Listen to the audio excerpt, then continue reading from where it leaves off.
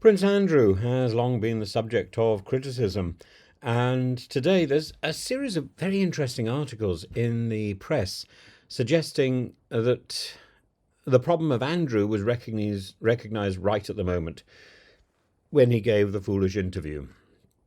And it was recognised by those closest to the Duke of York. It's one thing to be disgraced by media or public opinion. It's quite another for one's closest advisers to declare in documents, no less, that your reputation is irrecoverable. This was 2019. The BBC Newsnight interview between Emily Maitlis and Prince Andrew was intended to clear the air regarding his ties to the offender Jeffrey Epstein.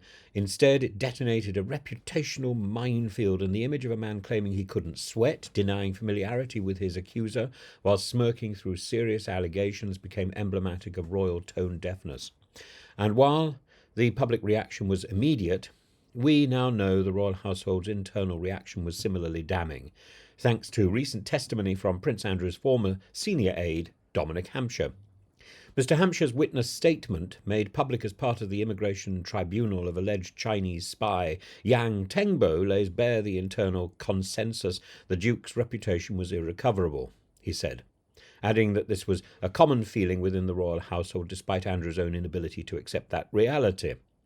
What is striking is the bluntness of the language. No spin, no palace varnish, just the painful clarity of someone who had tried and failed to salvage something from the wreckage. Hampshire also disclosed that the palace had looked at options for the Duke's future away from royal duties, a polite euphemism for exile. The witness statement didn't emerge in a vacuum. It was made as part of the UK government's case against Yang Tengbo, a Chinese businessman with close links to Andrew via the Pitch at the Palace entrepreneur scheme. And Yang was banned from the UK on national security grounds, with judges considering him a close confidant of the Duke, a claim Hampshire disputes. Hampshire admitted to using significant artistic license to flatter Yang, blowing smoke, as he called it, describing him in correspondence as someone at the top of a tree that many would like to be on.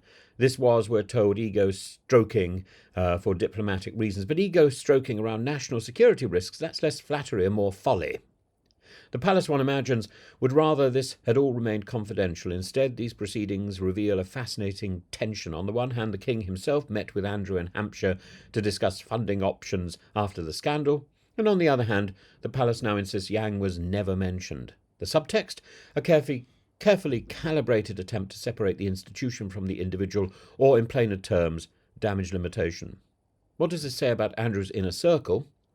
It says that there was loyalty, but not blind loyalty. It says that even within the fortress of monarchy, reality cannot be indefinitely ignored, and Hampshire's statement suggests he tried to shield Andrew while simultaneously seeking to shield the palace. It also reveals a familiar royal pattern, a prince surrounded by flattery, fantasy, and denial. Hampshire, no doubt well-intentioned, allowed the fiction of Yang's proximity to flourish in a desperate bid to attract support, but when these fictions cross paths with MI5 briefings, tribunals, and espionage allegations, they unravel spectacularly.